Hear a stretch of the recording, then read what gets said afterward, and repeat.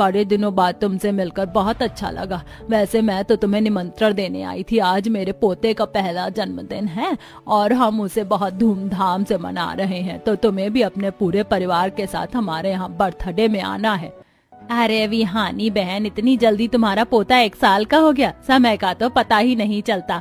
अभी पिछली ही सर्दियों में तो तुम्हारी बहू की डिलीवरी हुई थी। हाँ माया बहन, मैं तो कहती हूँ कि अब तुम भी अपने बेटे बहू से कहकर अपने यहाँ पोता पोती खिलाने की तैयारी कर लो। पोता पोती के रहने से तो भाग दौड़ में ठंड का एहसास भी कम होता है।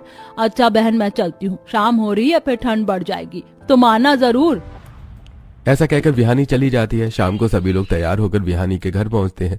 माया देखती है कि सभी मेहमान पहले ही आ चुके हैं। ये सब देखकर माया कहती है, अरे ठंड के मौसम में तो पार्टी जल्दी शुरू हो जाती है, तुम लोगों ने ही तैयार होने में देर लगा दी। चलो हम बधाई दे देते हैं और ये तोहफा भी दे देते हैं, और इसी बहाने मैं विहानी के पोते को खिला भी लूंगी। ए जी, तुम और राहुल यहीं रुको, हम अभी आते हैं। चलो शिल्पा, कोमल, सेजल, मेरे साथ आओ। अब माया अपनी बहू और दोनों बेटियों के साथ विहानी की बहू नंदिता के पास जाती है। उसे तोहफा देकर बधाई देती है और विहानी के पोते को देखकर कहती है, बहू तुम्हारा बेटा तो बहुत ही प्यारा है। ठंड बहुत है, इसका ख्याल रखना, और हाँ, अपना भी ख्याल रखना। जब माँ ठीक रहती है तो बच्चा भी ठीक रहता है। मामी जी, मैं पूरा ख्याल रखती हूँ। वैसे सासू माँ हम दोनों का बहुत ध्यान रखती हैं।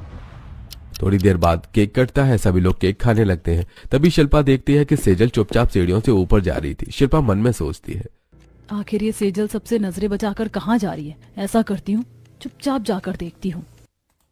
शिल्पा धीरे धीरे सीढ़ियों से ऊपर जाती है तो देखती है कि सेजल ठंड में खड़ी कांप रही थी। साथ ही वो किसी से वीडियो कॉल पर हंस हंस कर बात कर रही थी।